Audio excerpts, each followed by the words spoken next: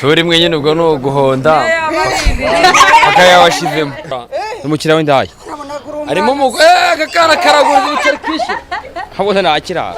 Iyi santere izwi nko ku isi ya 9 ihuriweho n'imidugudu 3 yo mu kagari ka Kimisagara mu murenge wa Kimisagara mu karere ka Nyarugenge. Ni santere yegereye gare ya Nyabugogo, isoko ryo ku Nkundamahoro ndetse n'irya Kimisagara. Abanyamakuru ba Radio TV 10 bahatembereye mu masaha ya 5 za mu gitondo, basanga bamwe mu bakobwa bicuruza baraye mu kazi ndetse bamwe muri bo banakaramukiyemo. Naho kirabombera danje mami ego Urashaka ko tujyana muri business se nka batatu abagabo nka batatu urayaba amaye nka data ndabipevera fataho pese akangahe nibura mu cyumweru na gatanu ari kenshi uziko bikora kurusha umugabo. turi mwe nyine ubwo no guhonda akayawashizemo Windaya umukira w'indaya arimo akakara karagura ibiceri kishi habona nakira.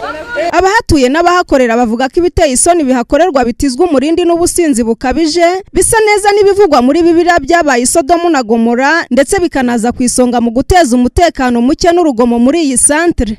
Ahubwo ikibazo yo mwagize nkahangaha ko hano umva hano ni mu bicanye aba bose ureba hano ubujura bakakwiba bakagukubita uzira ubusa. Niyo mpamvu rero ngiye cyo nasaba nk'ubuyobozi budukuriye kuzabegera bukabaganiriza bukabashyira muri society nyarwanda. Iyo wabohejwe nande ntari ngo wabohejwe na military nta kintu mwavugana. niyo waba ufite imbunda Ubwo n'ubwamara bakora nimugoro yevuze umugabo arashobora no kugukeba.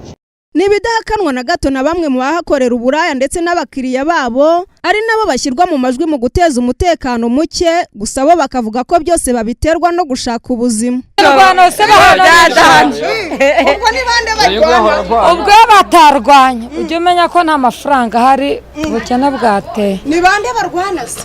Abahazi no kurwana n'urugomo ibyo bintu nibyo birangana ku isi ya 9.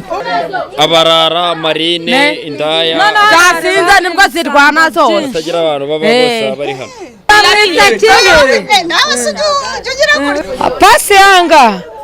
Pasi yanga nta nagutera reka hano no mu bicaye. Umuvugizi wa polisi y'u Rwanda mu mujyi wa Kigali CIP Weraris Gahonzire avuga ko iki kibazo cy'umutekano muke wo muri iyi santere izwi nko ku isi ya 9 bakizi ndetse ko ku bufatanye n'izindi nzego bagihagurukiye bikaba birimo no gutanga umusaruro. Aranahumuriza kandi abatuye muri iyi santere ko umutekano wabo uzakomeza kurindwa.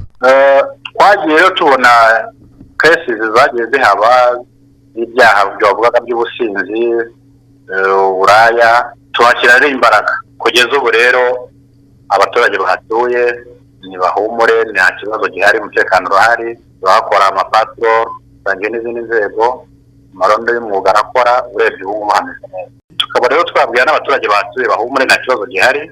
Ubu yaba polisi yaba umutekano ndetse n'inzego z'ibanze turakorana neza kandi ikibazo ubona ko kiri gukemuka neza. Polisi ivuga ko mu rwego rwo guca urugomo no kurandura burundu ikibazo cy'umutekano muke muri iyi santere hashyizweho gahunda yo gukora umukwabo ndetse no gukorana n'inzego zitandukanye nk'inzego z'ibanze, irondo, ba nyir'inzu zikodeshwa ndetse n'abafite utubari. Ni mu rwego rwo kurushaho kubungabunga umutekano w'abaturage kandi ko byatangiye gutanga umusaruro. Olivier Yambabariye, Radio TV 10 mu mujyi wa Kigali.